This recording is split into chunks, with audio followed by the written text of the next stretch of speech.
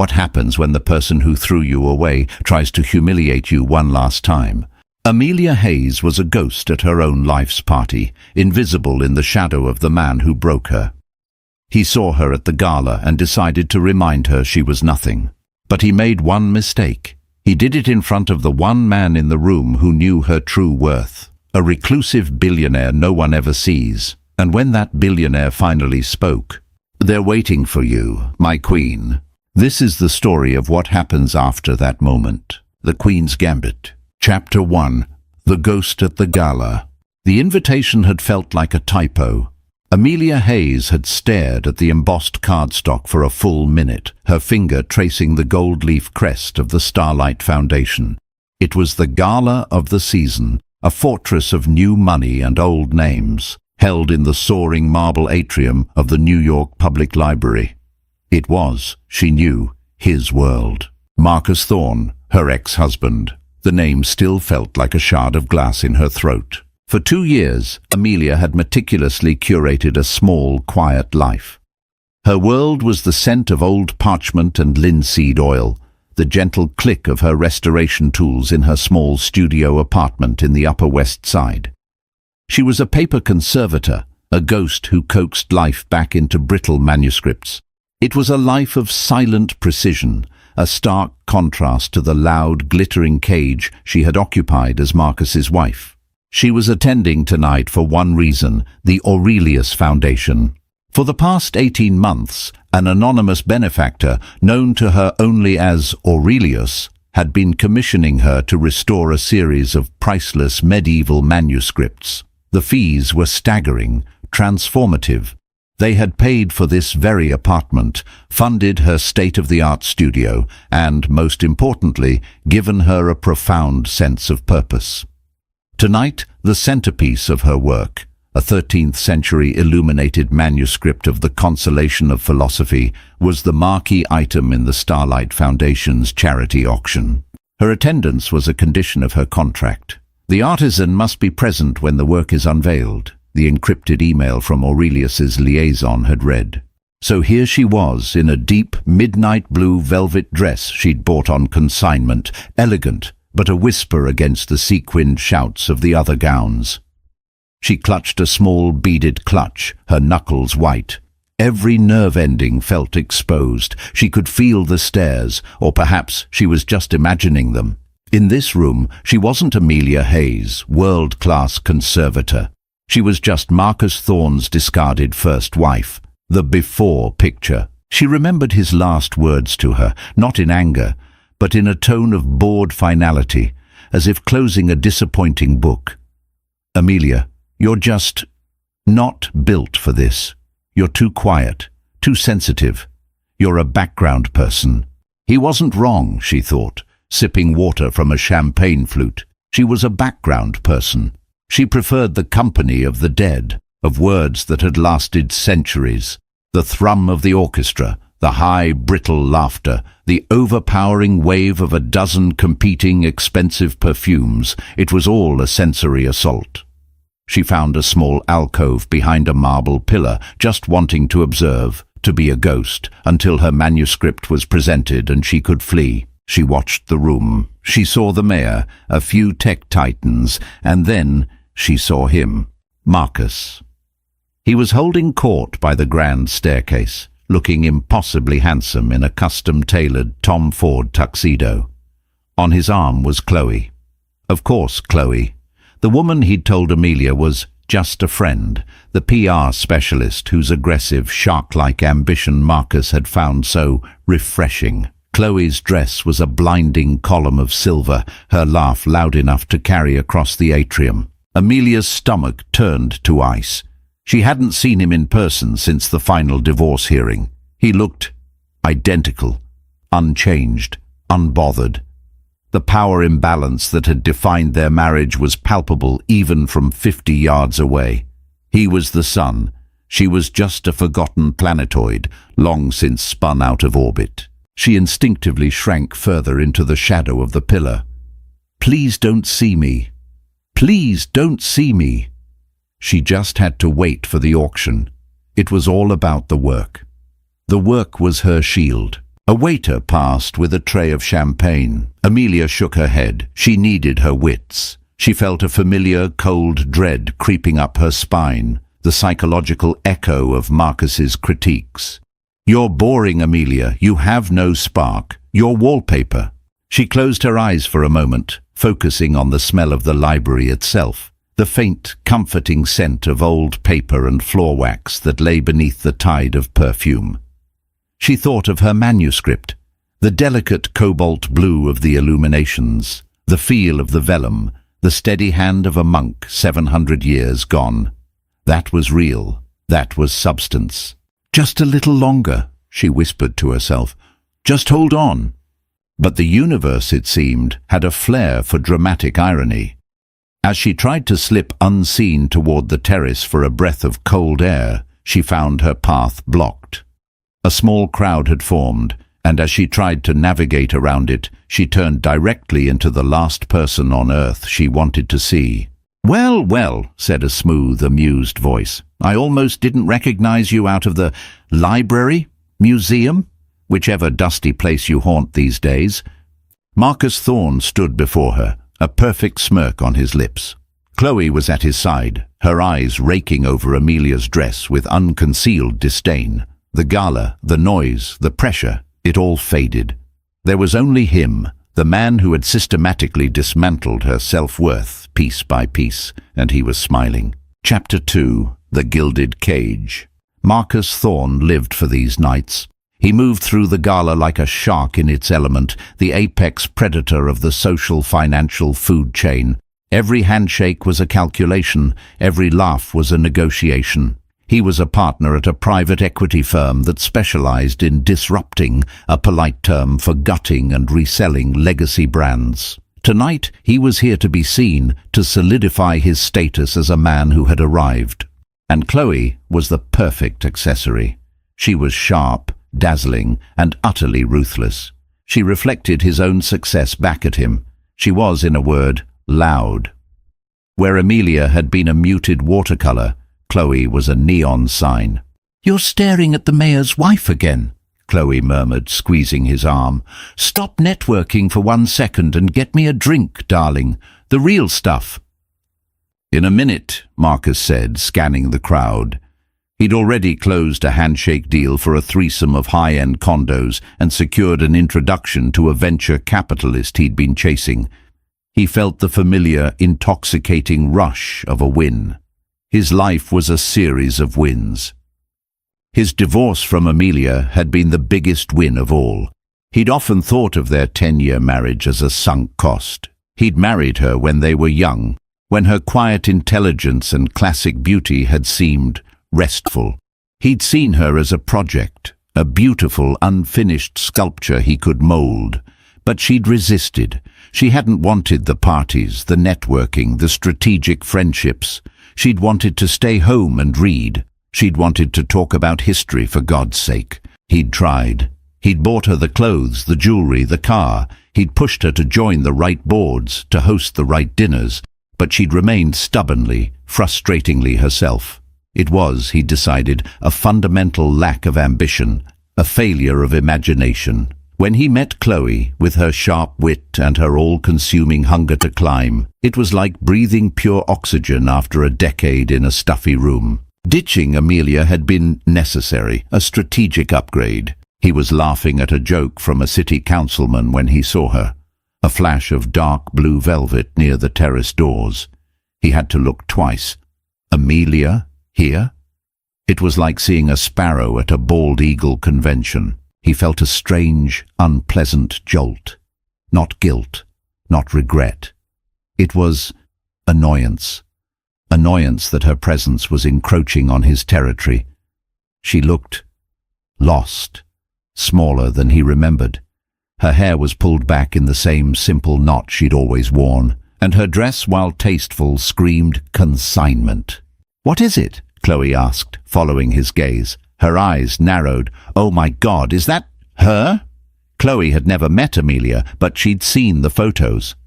A cruel, possessive instinct sparked in Marcus. He'd discarded her, but she was still, in a way, his failed project. and her presence here was an embarrassment, a reflection of his past, a past he'd successfully shed. "She looks terrified," Chloe whispered, a smirk playing on her lips. "Did she get a catering job?" "She's a book repairman or something," Marcus said, his voice dripping with condescension. "God knows how she got a ticket. Probably came with the coat check." He watched her for another minute. She was trying to hide behind a pillar. The old familiar irritation rose in him. Even here, at the most important gala of the year, she was trying to be wallpaper. He felt a sudden, sharp desire to go over, to... what? To remind her of the chasm that now existed between them, to reinforce his decision, to show Chloe and himself how much better his life was now. It was a dark, petty impulse, born of the deep, unexamined insecurity that drove his every action. "Let's go say hello," Marcus said, a predatory gleam in his eye.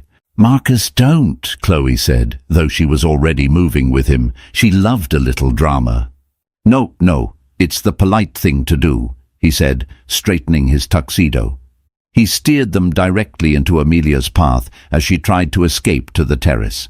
When she turned and physically bumped into him, the look of pure animal panic in her eyes was exactly the jolt of power he'd been craving. Well, he said, his voice a silken purr. "I almost didn't recognize you out of the library, museum, whichever dusty place you haunt these days." He saw her flinch. "Good. Marcus," she said, her voice a strained whisper. She looked at Chloe, then back at him. "Hello." "This is my wife, Chloe," Marcus said, pulling Chloe possessively closer. "Chloe, this is Amelia, my predecessor." Chloe gave Amelia a smile that was all teeth. "Charmed, I'm sure. I've heard so little about you." Amelia's face flushed a painful, blotchy red. Marcus felt a twinge of satisfaction. This was perfect. Chapter 3. The Weight of a Word. "You look," Marcus began, letting his eyes trail over her velvet dress. He was searching for the right word, not a direct insult, but something that would slide under the skin. "You look preserved, just like your dusty old books. It's remarkable, really." Amelia's hand, clutching her small bag, tightened until her knuckles were skeletal. I was just getting some air." She tried to sidestep him. Marcus moved half a step, blocking her path. He wasn't done. The psychological thrill of this was too potent. He was the Marcus of today, powerful, rich, feared, and she was the Amelia of the past, a relic. "I have to admit, Amelia, I'm stunned to see you here," he continued, keeping his voice light, conversational, as if they were discussing the weather. People were brushing past them, the noise of the gala swirling around their small, toxic bubble. "Did you win a contest? A +1 for the librarian's ball?" "Marcus, please," she whispered. Her eyes darted around, terrified of who was watching. This, too, delighted him. She was still so concerned with appearances, yet so fundamentally unequipped to manage them. "I'm serious," he said, leaning in, the picture of a concerned ex-husband. "You're so out of your element. This isn't your scene, Mel. You were always happier in the stacks, weren't you, with things that can't talk back." "That's not—" "I mean, look at you," Chloe interjected, her voice a high, sharp blade. "That dress is brave, very historical." Each word was a small, calculated hammer blow. Amelia felt her lungs compress. This was the same feeling that had defined the last 3 years of their marriage, the feeling of being cornered, of being wrong-footed, of being fundamentally wrong.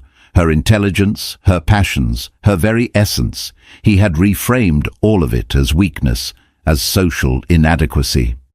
And now, standing here, bathed in the judgmental light of the gala, she felt all her hard-won confidence of the last 2 years evaporate. She was that same woman, the background person, the failed wife. "I was invited," Amelia managed, her voice trembling despite her efforts to keep it steady. My work is in the auction." Marcus actually laughed, a short, sharp bark of disbelief. "Your work? What, did you rebind the auction catalogue? Darling, that's adorable. He turned to Chloe. She fixes books, you know, with glue and little bits of string. How quaint, Chloe said, her eyes wide with mock fascination. I'm a conservator, Marcus, Amelia said, and she hated the defensive tremor in her voice. I restore manuscripts. Right, manuscripts, Marcus said, waving a dismissive hand. Well, that's wonderful. It's so important to have a hobby. He leaned in again, his voice dropping. Listen, Amelia, I don't know who got you in here, but you're an embarrassment. You're making a fool of yourself. Why don't you slip out the side door before you really draw attention? It was the word embarrassment that did it. It was his old favorite. He had used it when she'd spilled wine on a congressman. He'd used it when she'd preferred to discuss art history instead of his hedge fund's latest acquisition. He'd used it the night he'd left, when she'd been crying on the floor. Stop it, Amelia. You're embarrassing yourself. Tears, hot and sharp, pricked the back of her eyes. She would not cry. Not here, not in front of him. You are a profoundly cruel man, Marcus, she said, her voice shaking but low. I'm a realistic man, he countered, his smile fading into a mask of cold pity. And I'm telling you, as someone who knows you, you don't belong here. You're a little grey mouse in a room full of lions. Go home. Back to your glue. He had her. She was broken. He could see it in the catastrophic slump of her shoulders, the way she bit her lip to stop it from trembling. He'd won. Again. He'd re-established the order of things. He was about to put a paternalistic, pitying hand on her shoulder and guide her toward the exit when a new voice, quiet but with an edge of steel, cut through the air. She belongs here more than anyone. Marcus and Amelia both turned. A man was standing there, observing them. He was tall, with dark, intense eyes and a stillness that was utterly arresting. He wore a simple black tuxedo, but the cut was immaculate. He was not a face Marcus recognized from the usual circles, yet he commanded the space around him as if he'd built it. Amelia's eyes widened. She knew that face, but it was impossible. She'd only ever seen it in grainy photos in Forbes or Wired. It was Sebastian Valerius, the reclusive, almost mythical tech billionaire, the man who'd built the Aurelius AI engine. He wasn't just at the gala. He was, Marcus suddenly realized, the gala's host. The Starlight Foundation was his foundation. Marcus felt a cold jolt of adrenaline. He'd just been seen by one of the most powerful men in the world, openly mocking a guest. He scrambled to recover. Mr. Valerius, Marcus said, extending a hand, his voice instantly shifting to its slick, networking purr. Marcus Thorne of Thorne Capital. A pleasure. We were just catching up. This is my ex-wife, Amelia. Sebastian Valerius ignored Marcus's outstretched hand. His gaze was fixed entirely on Amelia, and it was a look of such warmth and familiarity that it made no sense. Amelia, Valerius said, his voice a low baritone. I'm so glad you're here. I was beginning to worry you'd hidden yourself away. Amelia was speechless. She just stared at him. She started. Valerius smiled. A small, genuine smile. He then looked at Marcus, his eyes turning to flat, cold obsidian. He didn't raise his voice. He didn't have to. Mr. Thorne, he said, I am aware of who you are, and I am aware of who she is. He then turned his full attention back to Amelia, offering her his arm. His next words were not for Marcus or for the crowd. They were just for her, but they were spoken with the clear, unshakable confidence of a man stating a fact.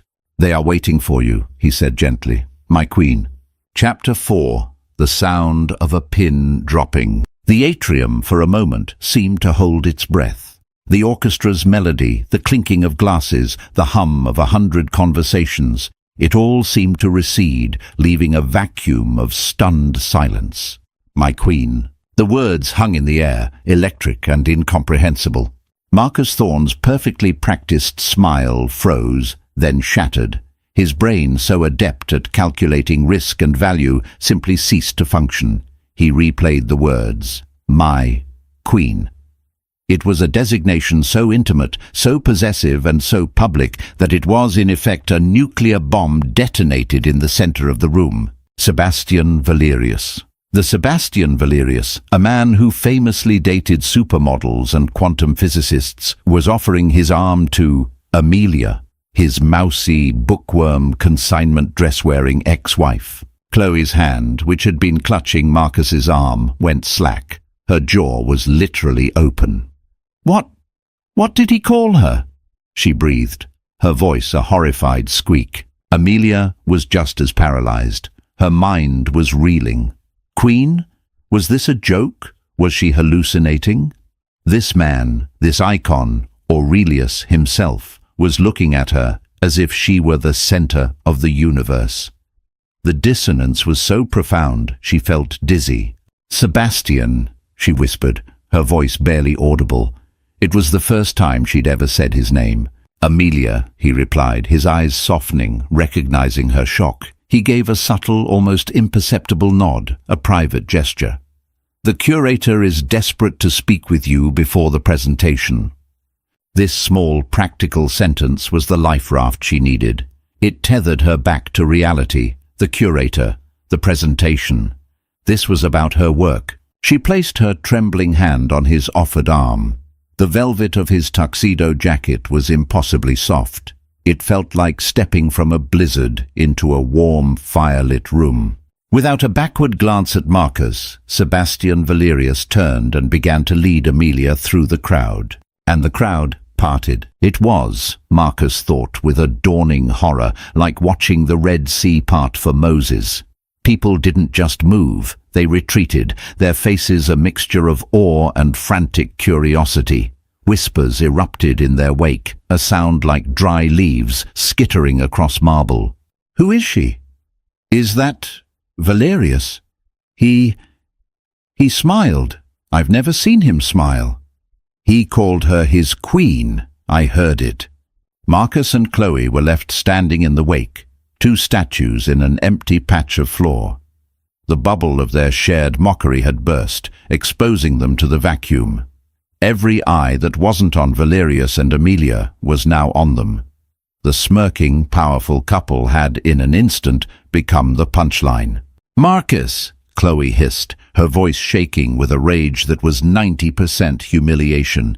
"What the hell was that? Who is she to him?" I don't know," Marcus stammered. It was the truth, and he hated it. He was a man who knew everything, who controlled every room, and he had just been completely and totally undone. He watched them walk away. Amelia, who he'd just called a grey mouse, was on the arm of the lion, and he was the one who looked like he belonged. She was still pale, but as she moved, he saw her spine straighten, he saw her lift her chin, he saw Sebastian Valerius lean down and murmur something in her ear, and he saw her smile. A small, genuine smile. It was a smile he hadn't seen in a decade. The psychological impact on Marcus was catastrophic. It wasn't just that he'd misjudged Amelia. It was that he'd misjudged the entire game. He thought he knew the rules, but a new, unspoken set of rules had just been revealed, and he was on the losing side. His mockery, intended to solidify his power, had instead made him look like a petty, ignorant fool. He had called her an embarrassment, and Sebastian Valerius had called her a queen. In the brutal, unforgiving calculus of this world, only one of those statements could be true, and it wasn't his. "Find out," Chloe spat, grabbing a champagne flute from a passing waiter and downing it in one gulp. "Find out everything. Now, Marcus, fix this." But Marcus couldn't move. He was staring at the space where Amelia had been, his mind a chaotic whirl of jealousy, rage, and a terrifying new emotion he couldn't even name. It was the cold, sickening realization that the project he'd abandoned, the relic he'd discarded, wasn't a dull grey stone. It was a diamond, and he'd just thrown it with all his strength into the hands of a king. Chapter 5. The Aurelius Compact. The moment they were out of earshot, buffered by the swell of the orchestra and the curious stares, Amelia's composure began to fray. "My queen?" she whispered, her voice tight with panic. "What on earth was that? Everyone heard you." Sebastian Valerius didn't slow his pace, but he leaned his head closer. "Aurelius to Regina. It was from our correspondence. I apologize. In the moment, it felt appropriate. A small piece of our world in theirs." Amelia's mind flashed back. 2 months ago, she had been working on the Consolation of Philosophy, a section where Lady Philosophy is described as the Queen of all Reason. Amelia had sent a late-night encrypted email to Aurelius, her anonymous patron, detailing a breakthrough she'd made in restoring a faded passage. "I feel less like a conservator and more like an archaeologist," she'd written, listening for a whisper from this monk. He treated this text as his anchor, and this Queen of Reason was his entire world. It's a privilege to hear her speak again. The reply from Aurelius, usually so formal and brief, had been different. An archaeologist listens, a restorer answers.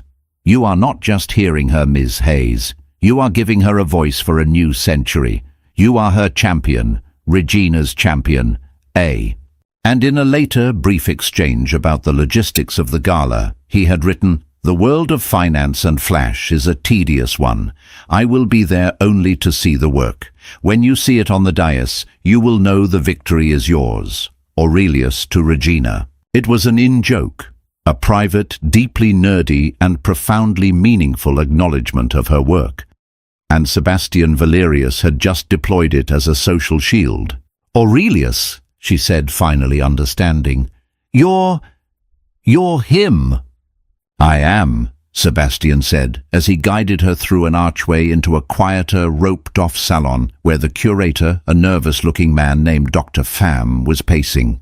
"Mr. Valerius, Ms. Hayes, thank God," Dr. Pham said, wringing his hands. "The lighting on the dais is all wrong. It's casting a shadow on the lower illuminations. I told them—" As Sebastian began to quietly but firmly dismantle Dr. Pham's panic, giving crisp orders to a nearby technician, Amelia finally had a moment to breathe. Sebastian Valerius, the man who had revolutionized predictive AI, the man whose Aurelius engine was running everything from stock markets to satellites. This was the man she'd been emailing about vellum humidity and pigment degradation. The power imbalance she'd felt with Marcus was nothing compared to this. But this felt different. Marcus's power was a bludgeon, used to diminish. Sebastian's power was a silent, dense gravity, and he was using it to shield her, to clear a path for her. He had been funding her for nearly 2 years. He had read her reports, understood her painstaking process. He knew her, not as Marcus's ex, but as Ms. Hayes, the brilliant conservator. He hadn't rescued her. He had simply arrived. He had validated a truth that already existed. "Amelia," Sebastian said, his voice pulling her from her thoughts. Dr. Pham had scurried off. They were, for a moment, alone in the salon. Why me?" she asked. "The funding, the anonymity, why my work?" His intense gaze settled on her. "You wrote a paper 12 years ago, your postgraduate thesis, The Codicology of Memory, How Medieval Manuscripts Preserve Emotional Context." Amelia stared at him. "You read that paper got a C-. My advisor said it was unfocused and sentimental." "Your advisor," Sebastian said with a faint, dry smile, "was an idiot. I found it online about 3 years ago, when I was designing the foundational logic for Aurelius. I was trying to teach a machine how to find context, the ghost of meaning behind the data. Your paper was the first thing I'd ever read that treated data, information, as a living thing, as something with an emotional fingerprint. You wrote that a book is not just the words, but the sum of its survival. The stains, the tears, the faded ink, that is the real story." He took a step closer. "I'm a man who deals in data, Ms. Hayes. Trillions of terabytes a second. Most of it is noise. What you do, you find the signal in the noise. You restore the real story. I didn't fund you because I like old books. I funded you because you are one of the few people on earth who understands what value actually means. Amelia felt her knees go weak. All the years she'd spent feeling small, her passion dismissed as quaint, her focus as boring. This man, this genius, had seen it as the exact opposite. He had seen it as the key. "And Marcus?" she asked, the name tasting like ash. "You knew who he was?" Sebastian's expression didn't change, but his eyes hardened. "I know who he is. Men like Marcus Thorne are the noise. They create nothing. They trade in illusions of value. They are the stains and the tears on the page. They are uninteresting, except when they try to damage things that are valuable." He looked at her, and the warmth returned. "You, Ms. Hayes, are very, very valuable. Now, shall we go make sure the lighting is correct for your manuscript? It deserves to be seen." He offered his arm again. This time, when she took it, her hand was perfectly steady. She was not a mouse. She was not a failed project. She was Regina's champion, and she was, at last, ready for the auction. Chapter 6. The Unraveling of Marcus Thorne. Marcus Thorne did not handle cognitive dissonance well. His world was built on a simple binary code: win or lose, strong or weak, valuable or worthless. For the past 2 years, Amelia had been firmly in the worthless category. The events of the last 20 minutes had thrown his entire operating system into chaos. "Get me his file!" he snarled into his phone, standing on the terrace, the cold night air doing nothing to cool his humiliation. He was speaking to his private researcher, a man he paid a fortune to dig up dirt. "Valerius, Sebastian Valerius. I don't care what it costs. I want to know his blood type, his favorite color, and everything he's done for the last 48 hours. He paused, his voice dropping to a dangerous growl. "And get me everything on Amelia Hayes, my ex-wife. Yes, Hayes. Find out who she's been seeing, who she's been talking to, where she gets her money. I want to know where she buys her coffee." He hung up and gripped the marble balustrade. Chloe had disappeared, no doubt to spin the story, to reframe the narrative, but the damage was done. He, Marcus Thorne, had been dismissed by Valerius, in front of everyone. His mind raced, trying to find a narrative that made sense. Amelia was sleeping with Valerius. This was the most obvious. But Amelia, quiet, boring Amelia, with the most dynamic, reclusive and powerful man in the city. It seemed impossible. Valerius's taste ran to Brazilian models and Nobel-winning physicists. Valerius was using her to get at... what?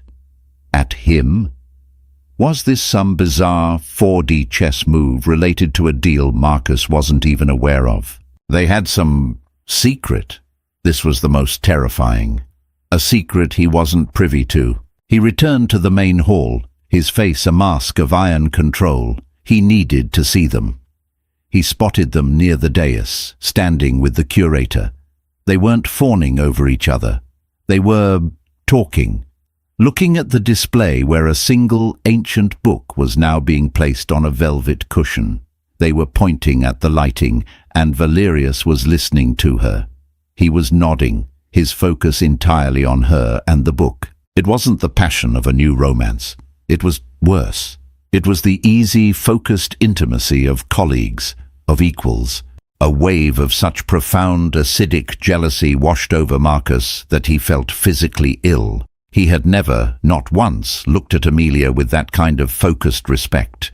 He had never asked her opinion on anything more complex than a dinner menu. He had seen her passion for her dusty books as a childlike hobby, a social liability. And now he was watching that same passion be treated as a matter of importance by a man whose net worth eclipsed the GDP of a small country. The auction was starting. Marcus found Chloe in their front row seats. She was typing furiously on her phone, her face tight. "His foundation is the sole underwriter of this entire wing of the library," she hissed, not looking up. "He's not just a guest, Marcus. He is the party. And you just insulted his date." "She's not his date," Marcus snapped. "It's something else."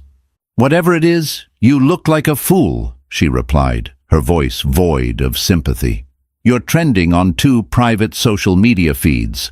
Thorne's takedown." Marcus's blood ran cold. He was the one who did the takedowns. The auctioneer, a jovial man with a crisp British accent, took the stage. He ran through the first few items: a trip to space, a Warhol print, a private dinner with a chef. Then he arrived at the centerpiece. "And now," the auctioneer said, his voice dropping in reverence, "Lot 50, the Aurelius Consolation, a 13th century illuminated manuscript thought to be lost. This piece has undergone a 2-year restoration, sponsored by the Aurelius Foundation." A spotlight hit the manuscript. It was beautiful. Even Marcus could see that. It glowed under the corrected lights. "And we are honored," the auctioneer continued, "to have the artisan, the genius who brought this masterpiece back to life, with us tonight. Ladies and gentlemen, Ms. Amelia Hayes." A smaller, softer spotlight found Amelia, who was standing near the dais with Valerius. She looked for a second like the terrified mouse he'd confronted. She shrank from the light. But then Sebastian Valerius did something. He didn't clap. He didn't look at her. He simply stood beside her, his hands clasped, and watched the stage, as if her presence being honored was the most natural, expected thing in the world. He was a silent wall of support. And Amelia? She straightened. She didn't smile, but she nodded once, a gesture of quiet, profound dignity. Marcus felt his throat tighten. He was watching the woman he'd called an embarrassment be given a standing ovation before the bidding even began. Chapter 7. The True Valuation. The bidding was a frenzy. It started at $1 million, a figure that made Chloe gasp. Marcus knew the art world. Old books didn't fetch this kind of money unless they were the Gutenberg Bible. 1 million, do I hear 2? 2 million from the gentleman in the back. 3.5 from the lady on the phone. It was a war. A tech billionaire from Palo Alto was bidding against a Saudi prince and an anonymous online entity. The numbers climbed past 5, then 7, then 10 million. The room was electric. This wasn't just an auction, it was a statement. The value wasn't just in the book, it was in the story, the restoration, the name Aurelius attached to it. Marcus watched, his mind a steel trap, calculating. He had dismissed her work. He'd called it a hobby. That hobby was now commanding a price higher than his last 3 acquisitions combined. The power imbalance he had so carefully constructed, his serious world of finance versus her fluffy world of art, had just been inverted. He was the one dealing in trivialities. She was the one creating real, tangible, multi-million-dollar value. $14 million, the auctioneer said, his voice giddy. 14 million, going once, going twice.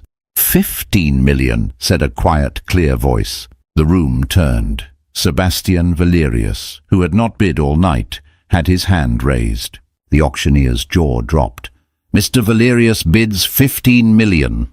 The tech billionaire from Palo Alto shook his head and sat down. The phone bidder went silent. $15 million, the auctioneer cried. Sold to Mr. Sebastian Valerius, the very man who sponsored its restoration. The room erupted in applause. Valerius nodded, then he did something even more unexpected. He walked to the dais, took the microphone, and held up a hand. "Thank you," he said. His voice, unamplified, somehow filled the entire atrium. I am not a man who enjoys the spotlight. I am a man who builds tools. I build engines that search for patterns. Tonight I bought this book, not just because it is beautiful, but as a reminder. We are inundated with data, with content, with noise. We've become obsessed with perceived value, with the appearance of success, with the reflection in the mirror. Marcus felt Sebastian's eyes, or imagined he did, sweep over him. This book, Valerius continued, gesturing to the manuscript, is not about perceived value. It is about intrinsic value. It is a 700-year-old signal. It is the work of a monk in a cold room trying to make sense of the world, and it was saved from oblivion by the work of a woman in a quiet room who saw the signal in the noise. The Starlight Foundation's mission is to find and fund the signal, the true, quiet, intrinsic value in a world of noise. The work of Ms. Amelia Hayes, that is the signal. He looked directly at Amelia. Ms. Hayes, your work, your focus, your refusal to be part of the noise is the entire point. Thank you for your service to history. He started to clap, and the entire room, a room full of the noisiest people in the world, rose to their feet, giving Amelia a thunderous standing ovation. Amelia's hands were at her sides. She was shaking, but as Marcus watched, horrified, he saw a single tear trace a path down her cheek. But she wasn't sad. She was luminous. She was being seen, truly and completely, for exactly who she was. Chloe grabbed her purse. I'm going to the powder room. She stood and fled, her face a mask of fury. She had tied herself to the wrong horse. Or rather, she'd tied herself to a man who had just been publicly defined as the noise. Marcus sat alone, frozen in his seat. The applause was a physical assault. He had built his entire identity on being the signal, the winner, the man of substance. And in 10 minutes, Sebastian Valerius had, without ever saying his name, redefined him in front of the entire world as the stain, the damage, the noise. He had mocked Amelia for being a background person. But the gala, the auction, the entire event, it was all about her. She wasn't in the background. She was the hidden, vital wiring that made the whole thing run. The psychological conflict was over. Marcus had lost. He hadn't just lost Amelia, he'd lost the narrative. And in his world, the narrative was the only thing that mattered. Chapter 8, The Signal. The rest of the gala was a blur for Amelia. People, strangers, powerful people whose faces she knew from magazine covers, kept approaching her. They didn't ask about Marcus. They didn't ask about her dress. They asked about her work. They wanted to know about vellum, about pigment sourcing, about the challenges of 13th century script. She spoke, and her voice, to her own surprise, was steady. She was, for the first time in her life, an expert in a room full of titans. She found Sebastian by the terrace, looking out at the city lights. He was, as ever, perfectly still. "Thank you," she said, coming to stand beside him, for everything, for the commissions, for tonight. "You have nothing to thank me for, Amelia," he said, turning to her. "I am a deeply selfish man. I want to live in a world that values, well, you. I am just nudging the world in a direction I prefer." "My queen," she said, a small wry smile on her lips. That was quite a nudge. "It was," he admitted. "I saw his face. I saw how he was speaking to you. It was an unpardoned error on his part." He paused. "My Aurelius engine predicts human behavior. It's what I do, and men like your ex-husband, they are depressingly predictable. Their arrogance is a shield for a profound lack of self. They must diminish others to feel large." "You knew he would be here," she realized. "You knew he would do that." "I knew it was a high probability," Sebastian corrected. "I did not know he would be so clumsy as to do it in front of me, but I was prepared to intervene, as I said, Regina's champion." This was the hidden motive. It wasn't just to champion art, it was a calculated, precise move. He had used the gala, the auction, and Marcus's own predictable cruelty as a stage, all to make his point. That substance will, in the end, always triumph over noise. "What now?" Amelia asked. "Do I go back to my studio?" "For a time, if you wish," Sebastian said. "But the Aurelius Foundation is opening a new division, a permanent conservation and research institute, a place for signal finders. It will need a director, someone who understands the work from the inside, someone who knows the difference between a reflection and the real thing." He wasn't offering her a job. He was offering her an empire of quiet, of substance, of the work she had always loved. "I would be honored to consider it," Amelia said, her heart hammering. "Good," he said. "We'll talk next week." He smiled. "Go, enjoy your victory. You've earned it." Amelia walked away, her head held high. She saw Marcus one last time. He was standing near the coat check, alone. Chloe was nowhere to be seen. He looked small, deflated, a man who had just seen the rule-book of his life set on fire. Their eyes met across the room. Amelia felt nothing, no anger, no pity, not even triumph. He was just noise, a distant, fading sound from a life she no longer lived. She held his gaze for a long, silent moment. She gave him a small, polite, and utterly final nod. Then she turned and walked out of the library into the cool, clear night, no longer a ghost, but a queen in her own right, her kingdom waiting. Marcus watched her go, the doors closing with a quiet, definitive thud. He was alone in the sudden quiet, the applause long since faded, leaving only the sickening echo of his own profound and irreversible miscalculation. The redemption, he realized, would not be his, it was hers, and it was complete. They say the best revenge is living well, but sometimes it's not revenge, it's just living. Living so well with so much purpose that the people who hurt you become irrelevant. Amelia's value was never determined by her ex-husband's mockery or the billionaire's praise. It was in her work, in her hands, and in her quiet, unshakable signal. Have you ever felt like the background person only to discover you were the main event all along? Let me know your thoughts in the comments below. If you loved this story and want more tales of dramatic reversals, hidden power, and earned redemption, make sure to like this video, subscribe to the channel, and hit that notification bell so you never miss an update. Thanks for watching.